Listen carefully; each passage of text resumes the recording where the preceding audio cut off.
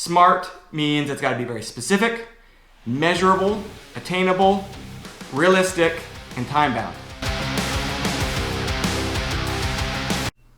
Hey, gonna go over my weight loss journey over the last 2 months. I've lost 10 pounds, and I want to go through how I've gone about it in 10 steps that really helped me along the way. So here's my story, what worked for me, and I really hope it works for you if you are on a weight loss journey or you're about to start one.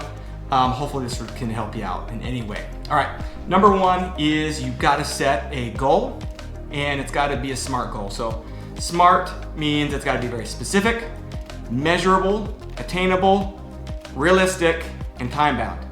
So I had set up the goal 10 pounds in 2 months, and then I had put together some milestones along the way to help keep progress and track my progress and help me kind of get there. So that's number one, gotta set a goal. Number two is the most important, but you've got to have 100% commitment. There is no plan B on a weight loss journey. So there are gonna be setbacks. I had definitely had setbacks, but I was 100% committed, and I had to make sure that this was an obsession and I was doing it more or just at all times. It wasn't when it was just convenient or if I was out with family or friends and I would kind of give up on this. It was a commitment, and it was not a convenient thing to do. Weight loss is not. It's never going to be convenient. All right.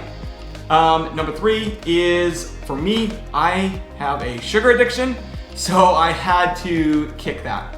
I had to kick candy, treats, donuts, ice cream, all of that. Had to kick it because I know for me, it is more than just a craving. It's an addiction for me.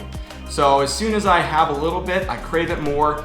And I know for me, after about 3 weeks of going without, then it becomes really easy. Now for me, sugar, stuff like that, really, I don't crave it as much anymore.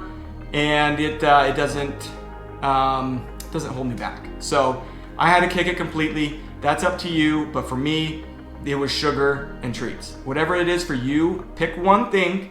Whatever your one weakness is, kick it. Kick it for 2 months, however long it's going to take you to accomplish whatever goal you set. So number four, this sounds weird, but people don't realize how much mental strength and fortitude it takes to be committed to something and to say no to a lot of things that you want. And so a bedtime. Got to set a bedtime. Got to have good sleeping habits. Have great sleep. Make sure your mind is sharp as can be to fight off all of those. I can't tell you how many times when I lack sleep, I cave in on bad behaviors. So, all right, number five is you got to set a step goal, which for me, I set 15,000 steps as my step goal, which is something that was above and beyond, hard to get, but would keep me active throughout the day. I have a desk job, and I really needed something that would get me up early. So I get up early, go for a walk or a run, normally get about 10,000 steps in the morning before I work. And after that, then I've only got, 4,000 to 5,000 left, and it just makes it so much easier. So 15,000 steps, gotta get active.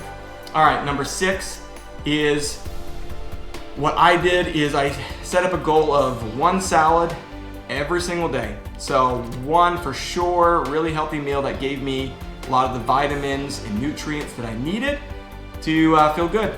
So one salad, which to me, a salad is either a physical salad or I put a bunch of spinach or greens into a smoothie, as much as I would put into a regular salad.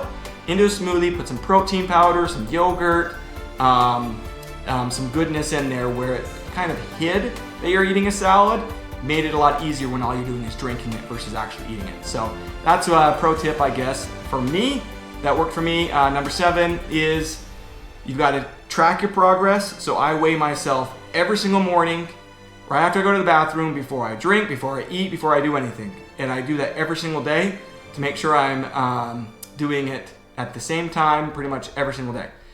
Now, don't obsess over this. I know there was plenty of times for me that I would get a little discouraged because it was going up and down.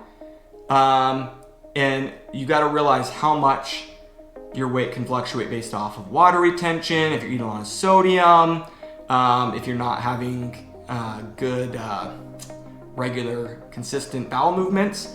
It can fluctuate, so don't depend so much on that scale. Just keep track of whether it's trending up or down, all right? Okay, number 8, this is another pro tip, is when I had those cravings or if I got into that snacky mood, I know everybody gets into snacky moods, chew gum.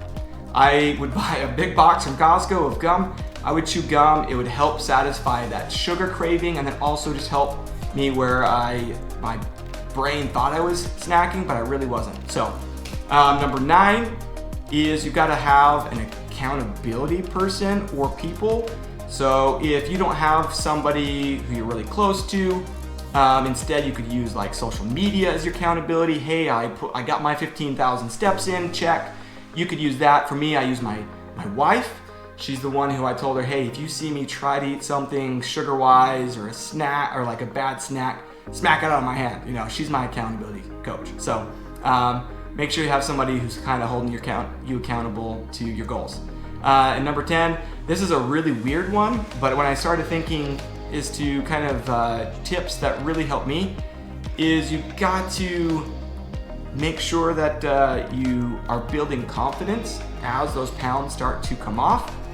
And so for me, I would go running without my shirt, I'd work out without my shirt, I made sure to take my shirt off more often, and I was kind of thinking, oh yeah, I look better. And every single week, every single couple weeks, I could tell a difference and my confidence start to build. So that's kind of a tip for me, that mentally I can see my confidence start to build up as I'm losing that weight. And that is kind of just a more mental tip to make you feel confident and really be like, all right, I'm feeling good.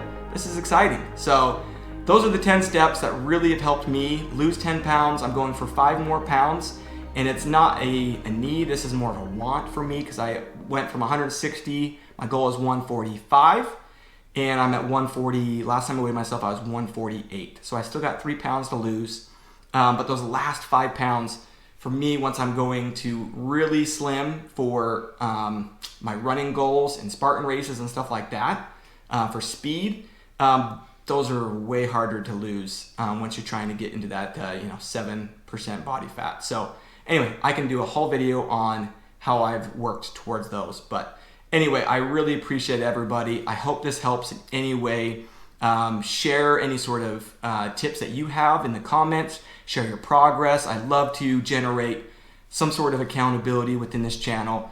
And we're all in this together. And let's see what we can do. All right, as always, let's thrive together.